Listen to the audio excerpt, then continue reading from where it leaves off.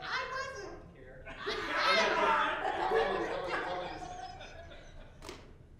There it is. I like that. Those are the best songs. 508. He will in a minute. He's in there. This is 508. the best Oh, yeah. 508. We'll sing the first, second, and fourth.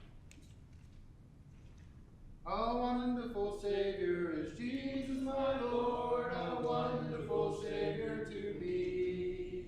He hides my soul in the cleft of the rock, where rivers of pleasure I see.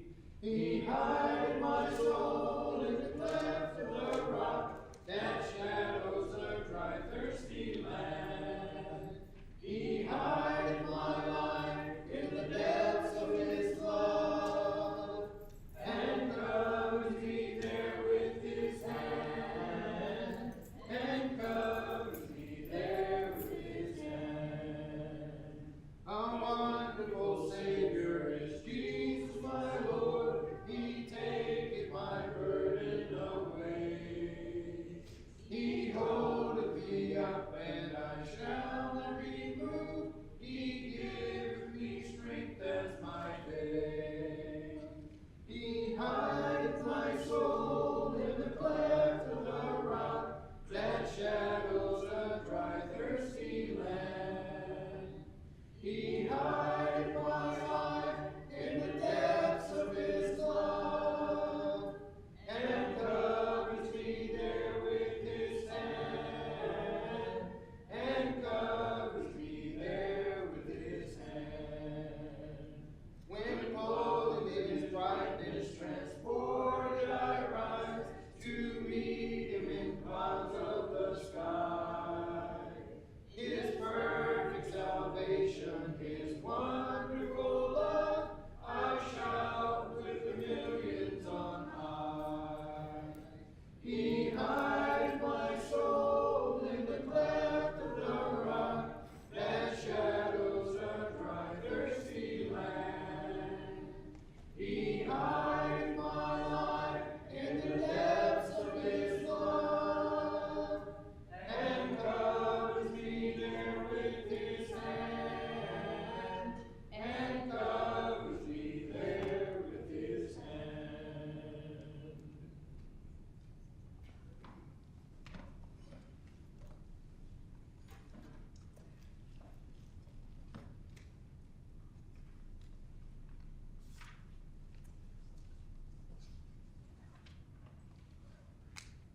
Great, thanks for letting me do my Devo. Just in case. If Been worried about it, huh?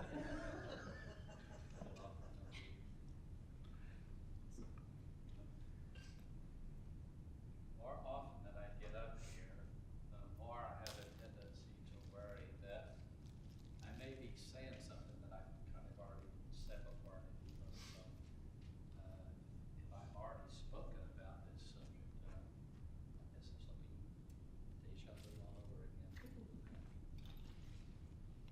When we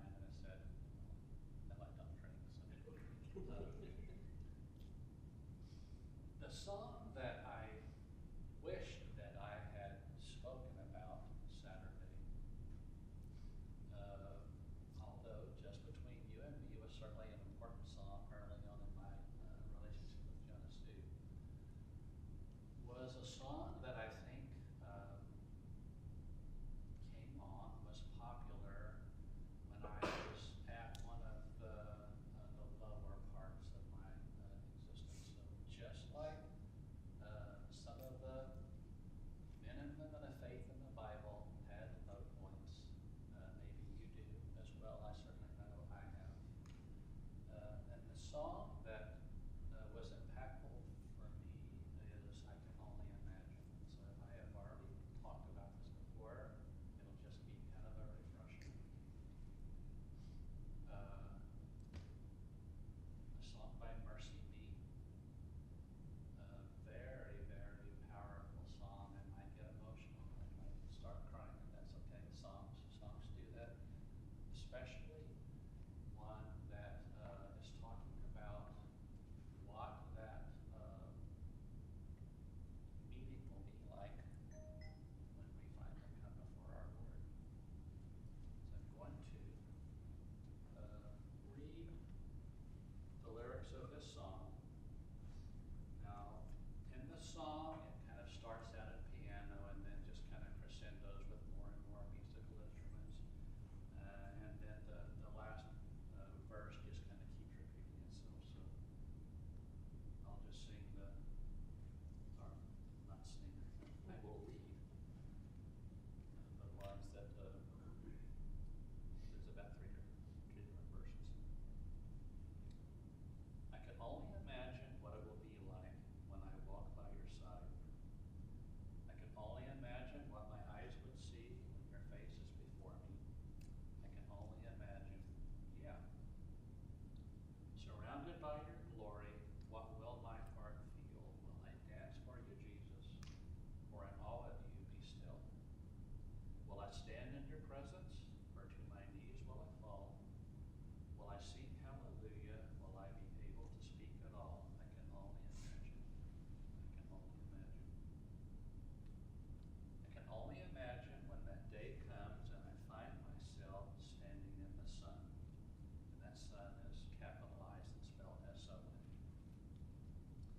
I can only imagine when all I will do is forever worship you. I can only imagine, yeah. I can only imagine.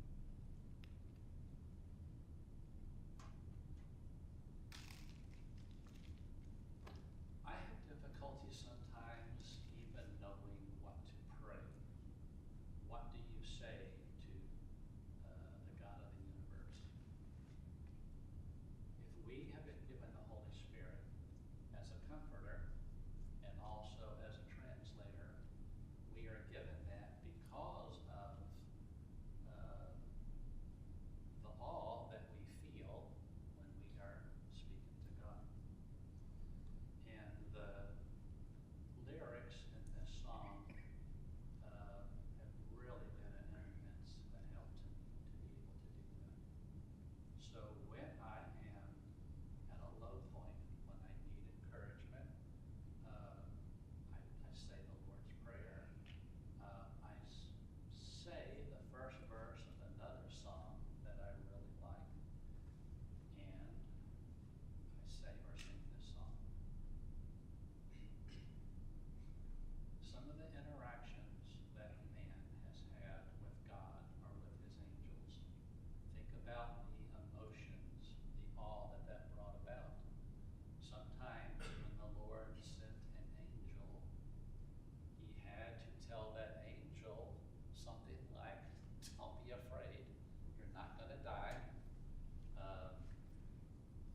Again, just the awe of seeing a form of God for his messenger. And in reading again and thinking about these lyrics, the scripture that I wanted to focus on, that I think about, the awe of the Lord, comes from John chapter 18 and verse 5, and it is on the night of Jesus' release.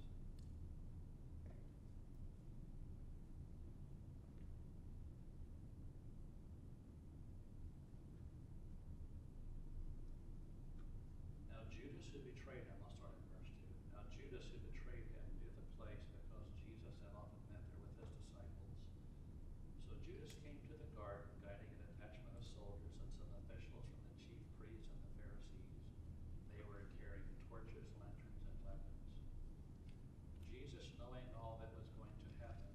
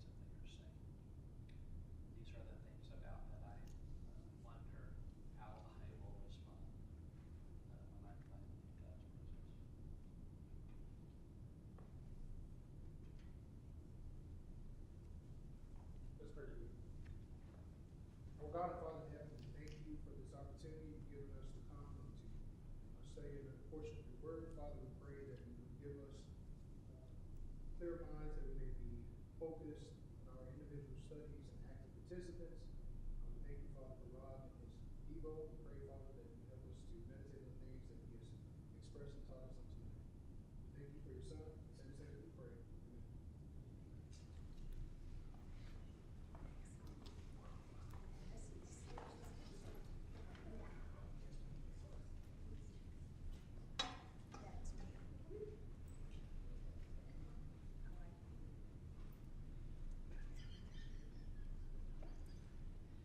She's a troll. You know that about her.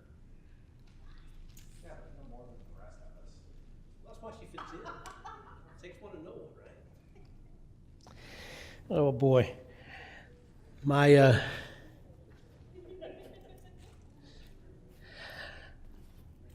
I got to tell you about one of my friends who chose that song as the main song in his funeral before he died. As a father and son, I was friends with both of them. The son was a little younger than me. He was our youth guy in North Carolina. He was the guy all the kids called Uncle Buck because he acted just like the guy in that movie.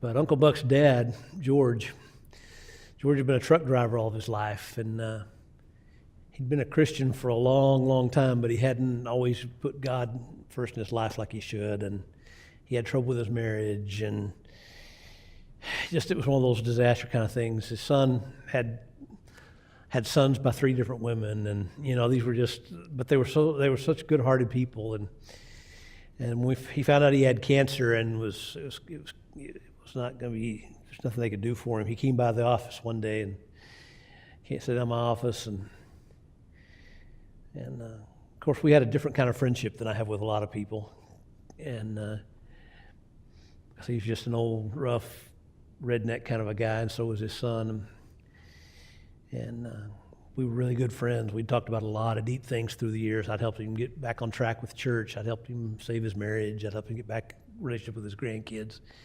And he tells me in his office, he says, "Well, I don't know what I'm going to do." And I looked at him, put my hand on his knee, and I said, "I'll tell you what you're going to do, old man. You're going to die." And he looked at me real stunned. I said, "But so am I, and so's everybody else you ever knew. And you may get hit by a bus before the cancer gets you, or the bus may get me before the cancer gets you, but we're going to die. And the best thing you can do is live every day as it's your last and treat people as well as you can." And so he set a goal for himself. He wanted to spend every day of the rest of his life doing something good for somebody. So he would take fresh flowers to his nurses when he went for blood work, and he would get boxes of candy and cups of coffee, and he'd go get a cup of coffee at the mini mart and pay for 2 cups and tell the next guy his was paid for, that kind of stuff. But that was the song. That was the primary song for his funeral. And I have to tell you about his funeral someday. That was different too, but it's always been real meaningful to me. But it has nothing to do with the lesson tonight. But out of curiosity, did you ever hear the newer version that they did that was when it was in hip hop style? I only heard it one time. And as soon as I got to the office that day, I picked up the phone and called Roy. I said, "I heard your dad's favorite song, and he would have absolutely hated it." That's my opinion. That's most. Just leave it alone, right? Yeah. All right, so we're talking about things that would have been humorous to people in Jesus' day when he said them. I'm asking you to remember that jokes are not funny when you have to explain them.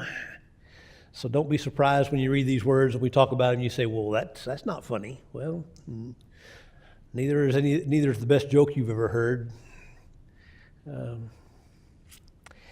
If you've had to talk about it much. But these are things that would have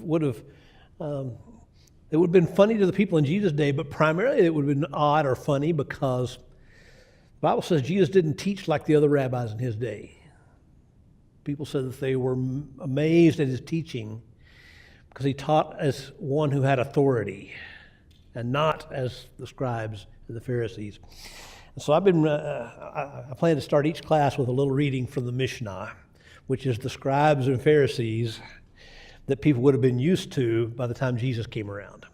All right?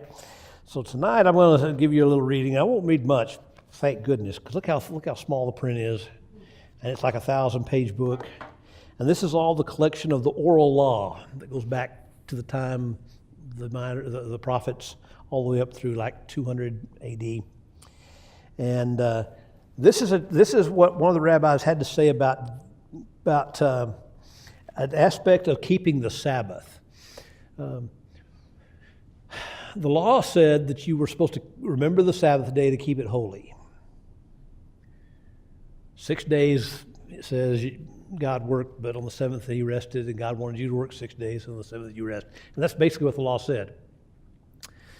So by the time Jesus came, these religious rabbis had just woven all kinds of what ifs and what about and how if this happens and what about if this happens and how do you know the difference between, where's the line between work and not work, and where's the line between too much travel. There was a Sabbath day's journey that you weren't supposed to travel further in. And so they decided to use all these different rules to try and give people guidelines so they wouldn't dishonor God's Sabbath.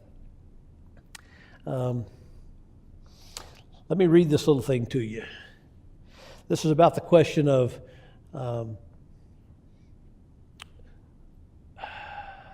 being inside or outside of your house when the Sabbath starts. Because they pretty well defined a journey as you had to leave your house to start your journey. And so you could walk 10 miles inside your house doing housework and taking care of kids. But once you stepped outside the door, now you had to methodically keep track of how much distance you covered, because once you covered a Sabbath day's journey, you were supposed to stop and sit down. And if that meant in the middle of the road someplace, you wait till the next day, then that's just too bad. That's what you got to do if you want to be a good Jew. If you want to honor God, they would say. So here he's talking about one aspect of this being inside your house, and see if you can imagine why you would be amazed if you heard a guy like Jesus teaching after listening to this kind of stuff all of your life. All right. There are two, which are indeed four, kinds of going out on the Sabbath for him that is inside. And there's two, which indeed is four, for him that is outside wanting to get in. Thus, if a poor man stood outside and the householder inside, and the poor man stretched his hand inside and put something inside the householder's hand, or he took something from the householder's hand and brought it out of the house, the poor man is culpable or guilty, and the householder is not guilty.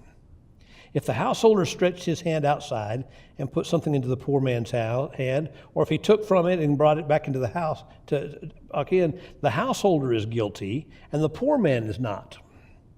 But if the poor man stretched his hand inside and the householder took something from it, but put something into it as well, the poor man brought it out, then neither is culpable. If the householder stretched his hand outside and the poor man took something from it or put something into it, the householder brought it in, and neither is culpable. All you need to know, right? This is what people were comparing Jesus' teachings to, right? Were there like hired observers? Well, how many miracles have they come up in the last 20? Oh, it's amazing. Have any? They have Gentiles who are hired to come in and turn Yes. switches on. Yeah. Have any of you noticed in bigger northern cities? You may never have noticed this, but you may have and wondered what was going on. Have you ever noticed in certain parts of town, in the older, small residential areas of the old cities, that there's different kinds of posts. There's different kinds of posts that have like a rusty wire going from post to post and kind of surrounding an area. Anybody ever notice that? You see it in Manhattan. You can find it in Chicago. It's always in the area where always in the Jewish quarter where the Jewish people live. Anybody want to guess what the significance of that wire on those poles is? You can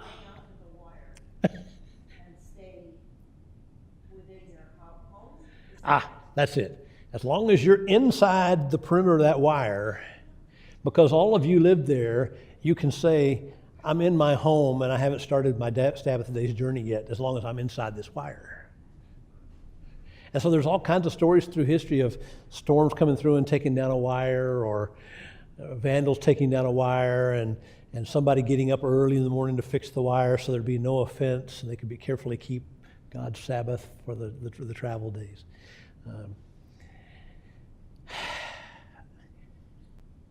group of people who would think the lesson of that were just trying to do their best to not cross God, to do it right. They sure look for a lot of loopholes. That says something about their heart. Yeah. Were you going to say something? Yeah, it's, there's a lot of different ways you can go and talk about that whole topic, but the basic idea is that was what the people in Jesus' day were used to when they sat down for a Bible study or when they got ready to talk about the Bible.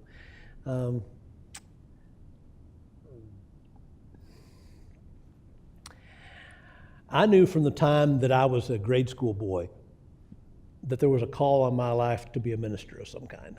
I can't tell you how I knew, I just knew. And I've always felt the most at ease and the most blessed and the most comfortable when I'm doing my best to fulfill that role well. And the times of my life that I tried, like Jonah, to run the other direction and do it some other way were some of the worst times of my entire life.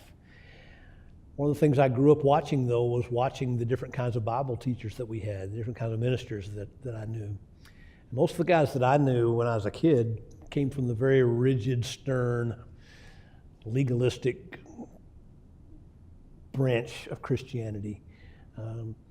These were preachers that didn't smile, they didn't tell jokes. Some of them were very serious. Some of them would read a manuscript word for word because they didn't want to say something wrong.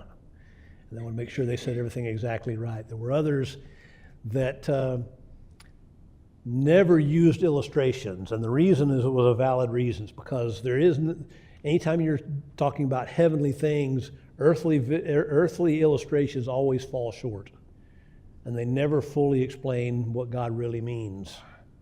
And so there were people who said, well, because of that, you shouldn't tell stories, you shouldn't tell allegories, you shouldn't tell, there's things that is like this, because it's only like that so far, and then at that point on, God forbid you're a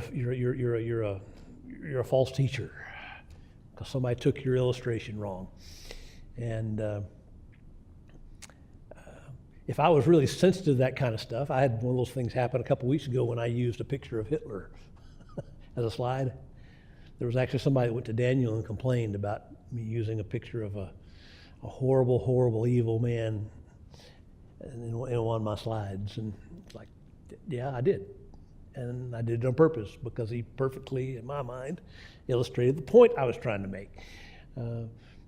But there would be other people who would look at that and say, no, you can't do that, right?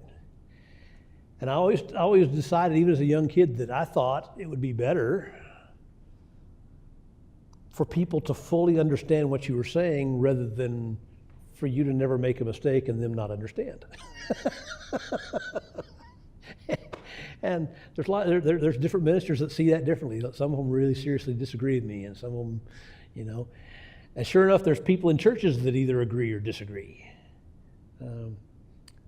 Although it's been my experience that the people that don't like good illustrations is because they really want to be able to say they didn't understand. They like to leave saying, well, I didn't get it. I don't know what I should have done. I think you ought to have help to misunderstand. Well, that's the kind of difference between the teachers in Jesus' day and Jesus. And when Jesus taught, he used things from people's lives. He used stories from their example, from their experiences. He said things that sounded strange and humorous and very out of place to come out of a rabbi's mouth. Preachers don't laugh about that kind of stuff. Well, yeah. Did any of you know any of the instructors from Sunset School of Preaching in Lubbock? I notice we support them ever so often. Any of you remember them back in the 1970s when Richard Rogers and Jim McGuigan and Ed Wharton and all those guys were teaching there? That was one of those situations where those guys were all so different and all so high-strung and all so performance-oriented that they got a lot of good stuff done, but man, there was always drama going on behind the scenes.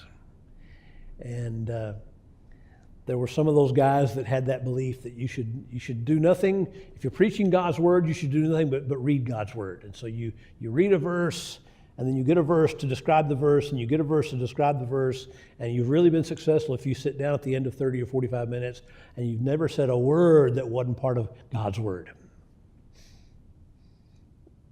And there's people that do a good job with that, but that's not me. And I knew that even very young. So when I was probably a young teenager, middle school age, I started going up to Friday night Bible classes. Some of those teachers would come up from Lubbock to Amarillo where I lived, and they would teach Bible studies in people's homes. And they would teach from the notes that they taught in classes there at the School of Preaching. So they would teach over a book until they were done, and over this. And one of the guys that was the most educated of all the guys was Richard Rogers. For a while, he was the minister for the Sunset Church while he was teaching at the school. And I'll never forget, I was riding with him and his son and a couple other people somewhere. And his young son had to go to the bathroom. Daddy, I got to go. Well, there's an exit coming up from the highway. No, I got to go now, Daddy. So I still remember him pulling off the side of the road, opening both doors of the car, standing the little boy on the side of the road. And I'll never to this day forget hearing these words. Turn that thing the other way, boy. And if you've ever raised sons or grandsons, you know exactly, you probably said those words yourself, right? But I still remember thinking, does a Bible teacher at a school of preaching talk like that? And a couple weeks later, I asked him, and he says, absolutely, next question.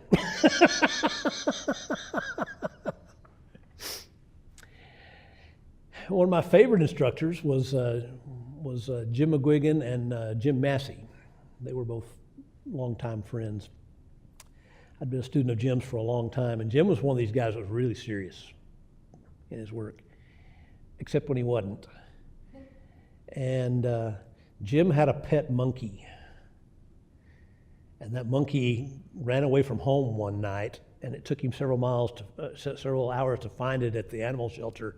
And he said it was like the monkey was in jail behind in this cage. And he said the monkey heard his voice, and he ran to the gate and stuck his arms through there. It was just crying and crying. He said, when I opened the gate, or the animal control officer opened the gate, so that monkey just flew out of that cage and threw his arms around my neck, and he just cried and cried and cried and cried. I said, and what'd you do? He said, I took it home and played our game with him. I said, well, what was your game? He said, well, I played monkey with him. What? Oh, yeah. I said, well, I don't even know what to say. What do you do to play monkey? And all of a sudden, it's like he flipped a switch. He got into this monkey posture, and he jumped up on the couch, and he's scratching his head, and he's jumping around, he's reaching for the lights, and his wife walks through. She doesn't say a word. She just sits down and starts flipping. I said, this is really weird.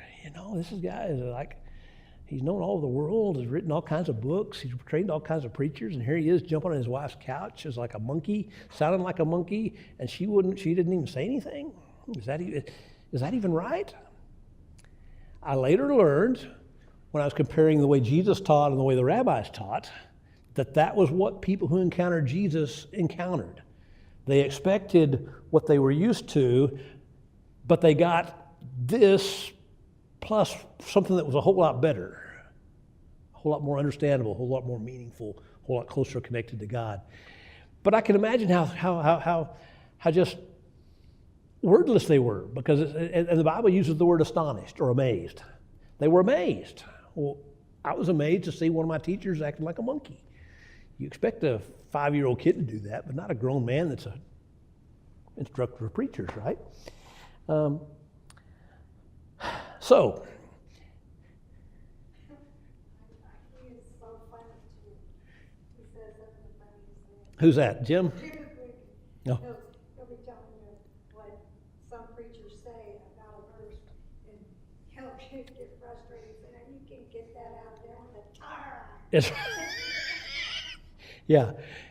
Well, just in case I wasn't clear, the monkey guy was Jim Massey, who was a teacher with him. Jim was the guy that taught all the preaching students how to print, so they'd have a trade when they could print their own handout materials. But anyway, they worked together. There were two Jims, and so it wasn't Jim McGuigan that did that. Jim McGuigan did other crazy stuff, like Jim McGuigan played a guitar and sang drinking songs without drinking because he grew up in Northern Ireland, and he would sing the folk songs that he learned as a kid. And so you'd hand him a guitar, and he'd be real hesitant. I don't really want to do that. Yeah, we want you to do that. Oh, okay. So you give him a guitar, and he'd tune it up, and he'd start strumming on it, and he'd sing some outlandish sailing song or farming song or party song. It's like, yeah, they were all story based. So we see when we look in the book of Matthew, for example, tonight, in the Sermon on the Mount, Jesus used several of these kind of things where what he said didn't match what people expected to hear from a religious teacher in his day. And so last week, we talked about the idea from chapter 6. There's 3 places there where Jesus says, don't do things like these guys. You know, whether it's giving or praying, or what was the other one? Fasting. Giving, praying, and fasting. He said, you don't do it to show, you don't make a show about it, because if you do, you already have your reward. And that would have been very unusual for people in Jesus' day to hear, and we talked about this quite a bit last time, so we won't go into it again. But the bottom line was, people in Jesus' day thought the whole purpose for doing the right things in public was so that people would know that you were a good person, and the better you were, the better they'd know you were. And that's not completely wrong, right? But Jesus said, if that's the only reason you're doing it, then when people say you're a good person, okay, there's your reward. You got it. There's no more reward to be given. Don't be thinking that because they gave you the thumbs up, that God will give you the thumbs up. Right?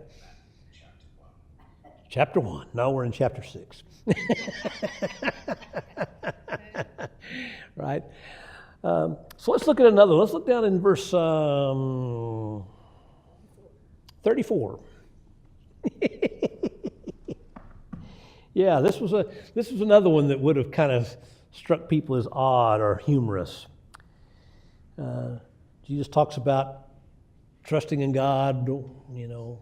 Why should you worry about what you're going to eat, what you're going to drink? Doesn't God take care of the birds of the field? And, we're in Matthew chapter 6, down towards the end.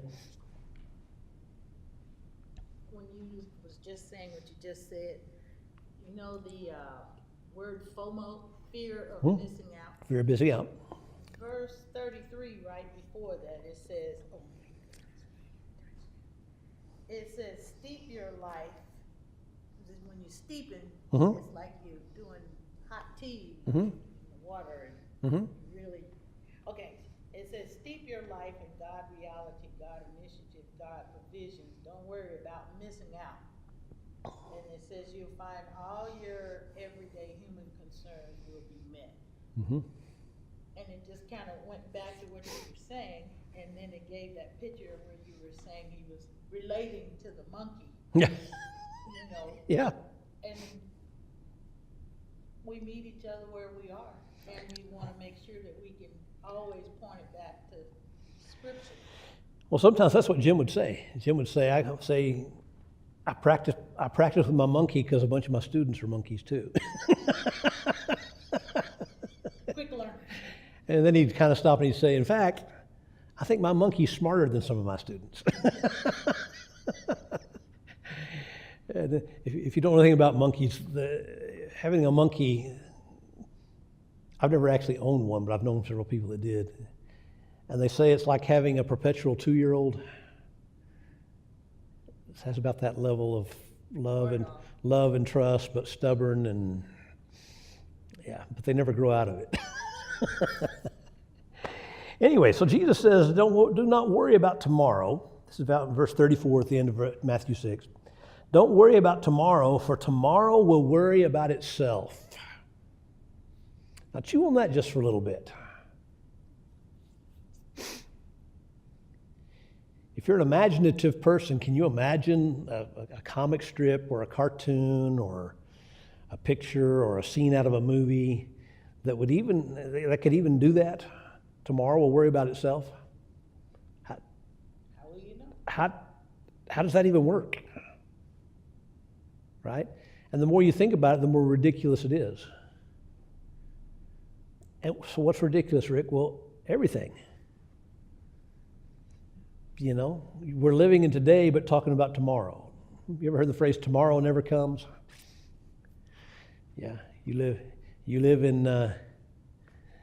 always live in a day that ends with Y. Tomorrow never comes. Yeah. So the whole idea about, working too hard on something today for tomorrow at all seems kind of strange if you think about it. And then you take it a step further and say, so how would tomorrow worry about anything? Let alone how would tomorrow worry about tomorrow? And you just think about it, and the more you roll it over in your head, the more ridiculous it becomes, right? And you can think about it far enough to the point that you can start kind of mentally drawing or coloring book pictures of, some kind of a Superman named Tomorrow, because he'd have to be a Superman, right, to worry about himself when he's not even here yet and may not be here and may not get here. And when he does, he won't be, when tomorrow gets here, he's not tomorrow anymore, he's today. Right? You just think about all these little things, And when Jesus talked to a crowd, I bet out of 15 people or 150 people, if there's 15 different ways to see those words oddly, you probably got a bunch of different people saying, that struck me as kind of strange. Yeah, it struck me as strange too. What was strange about you? Oh, well, I didn't think about it that way. I thought about it this way. Well, that was strange too, wasn't it? Yeah, I wonder what she has to say. Yeah, I thought about it this way. Well, that's strange, isn't it? Yeah, but it wasn't the way we thought about it. Well, it was pretty strange, though, so now we got 3 strange ways, right? How would that even work? How would it work for tomorrow to worry about itself?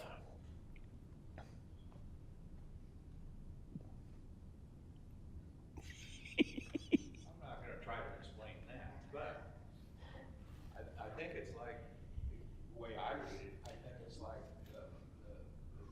it's not a saying, I don't know what you call it, but 90% of the things that you worry about are not even going to happen. And of the 10% that's left, 90% of those, you can't do anything about or change anyway. Yeah, I think that's the explanation for the conundrum that he's given them. Tomorrow will worry about itself. Well, what does that mean? Well, tomorrow never comes. Neither do 90% of the things we worry about. And that's what the Message version says. It says, and don't get worked up about what may or may not happen tomorrow. Yeah. Like a sign at a restaurant that says, free Coke tomorrow. Tomorrow. Yeah. You come back tomorrow and it's not tomorrow, it's still tomorrow's tomorrow, and tomorrow's tomorrow, and tomorrow's tomorrow. I think that's what he's doing. And the more you think about that, it's like, well, that's the most ridiculous thing I've ever heard of, but it's kind of profound too, right? Right? Don't worry about tomorrow. Why? Well, tomorrow will worry about itself. Well, what does that mean? Well, by the time you figure it out, it'll be tomorrow, and it won't be tomorrow anymore, but it'll be today, and then you'll have another tomorrow. See, it's just kind of.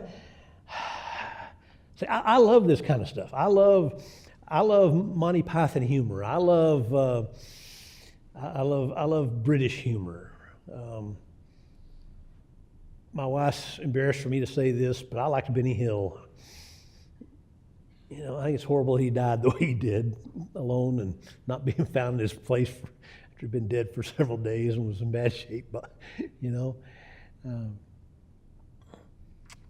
Benny Hill, the Ukrainian students that I had always thought Benny Hill was funny, and it dawned on me, talking about humor, right? Why do they think some things are funny and not think some things are funny? And you start dissecting that, and by the time you're done, what you thought was funny doesn't seem like it's funny anymore. And so it's like, why do they think? And my translator finally told me, he says, no words. So what do you mean? He said, Benny Hill is funny because it's not verbal humor, it's slapstick. What he does is ridiculous. And anybody, no matter what your language, can look at that and say, oh, that's crazy, that's ridiculous. Nobody acts like that. Look at him do, look what he did there, you know. Nobody does that. In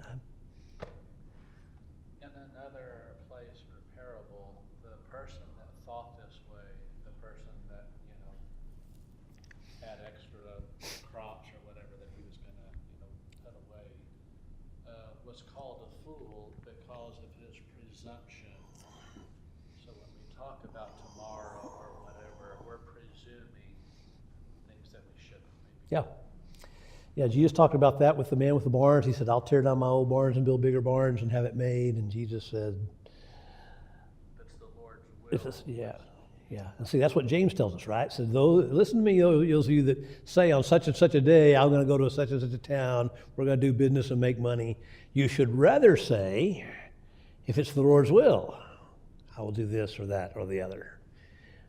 All these they're all kind of tied together, and they've got their roots in this crazy little saying that says, tomorrow will worry about itself.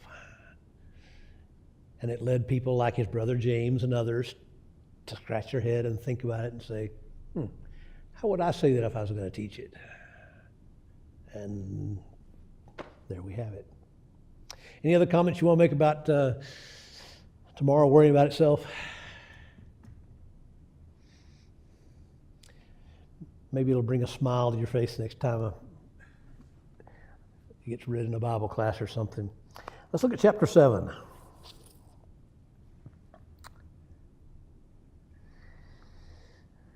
How about verse 6? Well, let's start earlier than that. How about verse 3? Why do you look at the speck of sawdust in your brother's eye and pay no attention to the plank that's in your own? You ever seen anybody that drew cartoons of these sayings of Jesus? There's a guy that for like 30 years he'd been a political satire cartoonist for the Dallas morning newspaper. And about the time he retired away from that, he started going around teaching Bible classes at churches as a guest speaker, and he would put a big, huge blank white page up at the front, and he would ask for different kids to come up and take his pens and scribble all over the page, and he'd stand there and he'd turn it, and he'd turn it, and he'd turn it, and he'd start talking. He'd start telling a story. He'd start talking about a lesson. This happened, this verse says this verse says that. And while he's doing that, he's drawing and shading and adding. And the first time I ever saw him do that, he wound up talking about this verse. And what he wound up drawing from the scribble that the kids made was a cartoon face with a guy that had big ears and half bald head with curly hair coming up. And the guy next to him was picking at his eye like this, and he had a plank coming out of his head in this cartoon. And it was the most ridiculous thing I'd ever seen in my life. I mean, if you saw somebody with something like that in their head, you'd say, you need to be in the emergency room, man. You're a walking dead person, you know. This is crazy. How can you walk around with that thing sticking out of your head, right? Jesus says, how can you deal with somebody else's sawdust when you've got a plank coming out of your eye? I don't think he's talking about sawdust, and I don't think he's talking about lumber, right? What's he talking about? Verse 1 says that the way you judge is the way you will be judged. And if you haven't chewed on that, you need to, because it's a thread that goes through lots of the teachings that Jesus says. Here, he finishes a little further. He says, the measure you use will be measured to you. And so we don't think about it that way. We don't think about holding ourselves accountable about all the same things that make us mad at other people. Because I've got my reasons, and I got my excuses, and there's reasons why I was grouchy that day, and you should have just known that about me and given me some slack. But I don't have to give you that, because you're not going to talk to me that way, man. Right? We do that. We live this way, and Jesus just, he's not saying so much about. I mean, it is true. This is the way it's going to be with heavenly things, but it's not just heavenly things. This is the way life works. The reason you should give kindness to your enemy is because they may not in their mind be your enemy. That may be all in your head. You know, it dawned on me years ago that there were a lot of things that other people did that irritated me. And I used to think people did it just to irritate me. And then it dawned on me one day, they don't care that much about me. They don't think that much about me. I'm not even in their thought process. I'm not that important to them. I'm not important enough to them to be doing that to irritate me. Does it irritate me? Yes. So how does that work? Well, if whatever measure you use is the measure that's going to be used to you, right? If they see you being grouchy about stuff, if you're prickly and hard to get along with, what are those going to do with you? That's how that birds of a feather flock together thing happens, right? Grouchy people look for grouchy people. And everybody wants you to have the life they've got. If they're a drunk, they want you to be a drunk. If they go to church, they want you to go to church. If they drive the speed limit, they want you to drive the speed limit to the point that sometimes somebody will hold up a line of 30 cars in the fast lane driving 5 miles under the speed limit because I'm doing my civic duty and going to make all y'all behave today. The reason that doesn't work is because we don't all behave all the time. And when it's our turn to be held up by somebody else, all of a sudden pulling out a pistol sounds pretty attractive on some days, right? And that's what happens. That kind of thing really happens with, traffic rage and other kinds of things. And so the idea is the measure you use is the measure going to be used against you. If you give people slack, people will give you slack. If you give kindness, you'll receive kindness, right? And so he gives this illustration to make it stick home. Everybody has something in their life that is the equivalent of a plank coming out of their eye. And everybody that knows you knows, they see it, they understand it, they've been smacked on the back of the head with that plank when you turned your head too quick. They understand, they know. Now, how do they treat you, right? Well, they treat you the way they've seen you treat others when they've got something irritating going on. Make any sense? But it's kind of an odd way to put it. And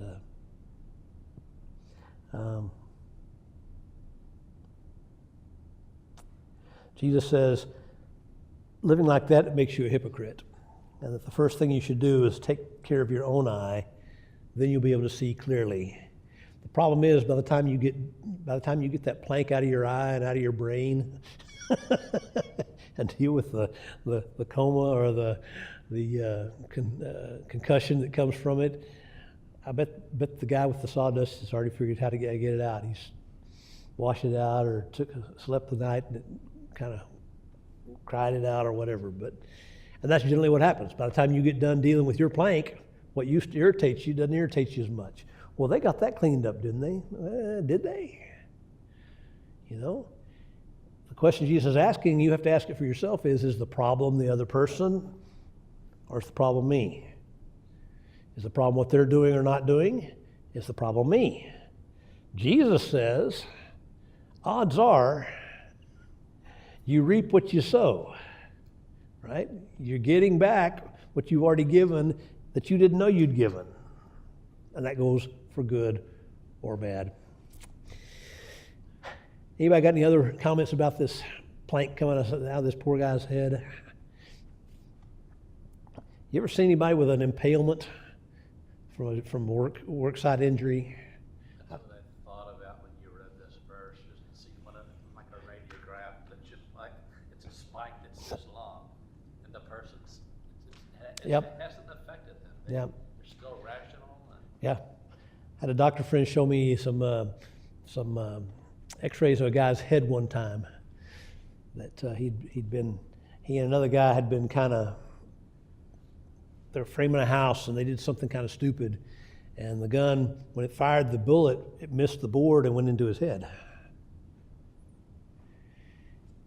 And he walked into the emergency room and they said, "What's wrong?" And he said, I've got a nail in my brain. They started laughing and said, "Yeah, go sit in the waiting room until you sober up, man."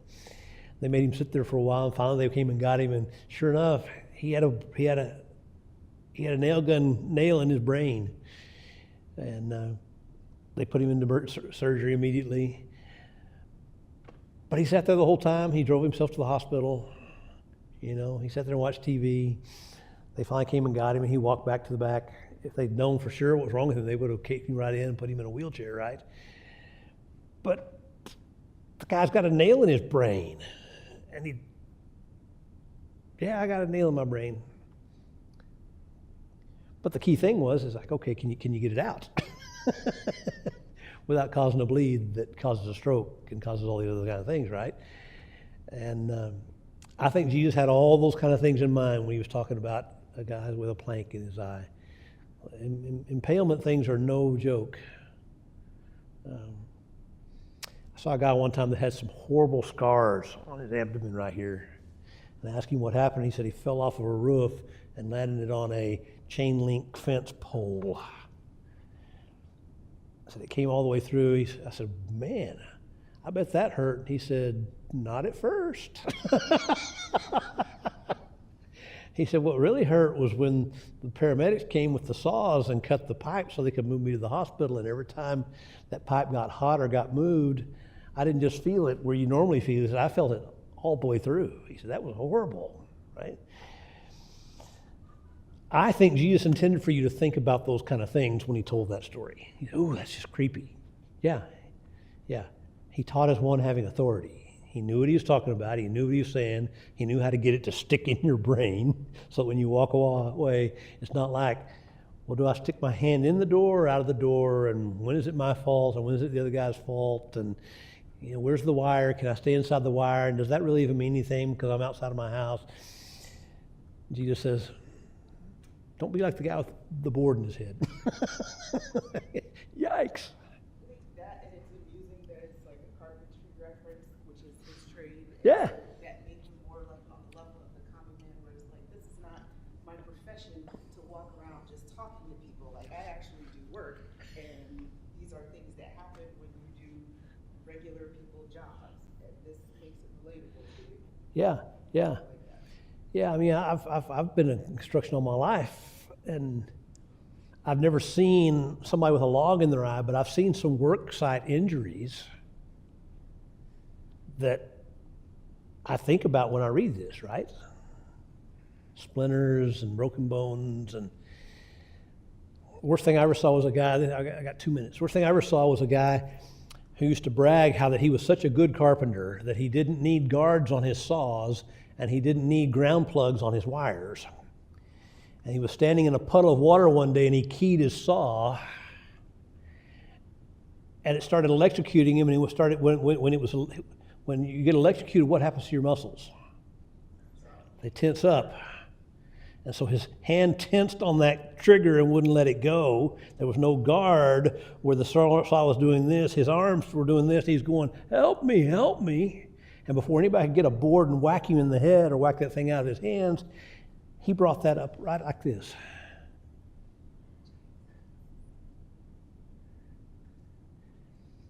Now, in the spirit of Jesus teaching this, what if Jesus' illustration had been, don't worry about the splinter that's in your coworker's thumb. Worry about the spinning saw that's chewing your intestines up. Then ask him if you can help him with his splinter. See, that has got a kick to it. That's got a hook. That'll get into your brain, and you may wake up in the middle of the night some night having a bad dream thinking about it, but it's there. And that's what the Bible means when it says he taught as one having authority, not like the scribes and the Pharisees. Anybody want to say anything else? You got 1 minute. So the moral of the story is what, verse 12 in Matthew 7? Well, probably. I'm going to have to look and see what 12 is. So in everything, do to others what you would have them do to you, for this sums up the law and the prophets. Jesus said it was the sum of it, so there you go. He also... We'll probably talk about that a little more next week. Let's pray. Father, thank you for Jesus. Thank you for keeping us warm during the weather last night. Thank you for all the ways you bless us. Thank you for our homes, for our food, for our family, friends, for our church, for our nation. We ask, Father, that you would help us to be the kind of people that bring you honor and glory. May people be drawn to you and to your kingdom every time they have any dealing with us. In Christ's name we pray. Amen.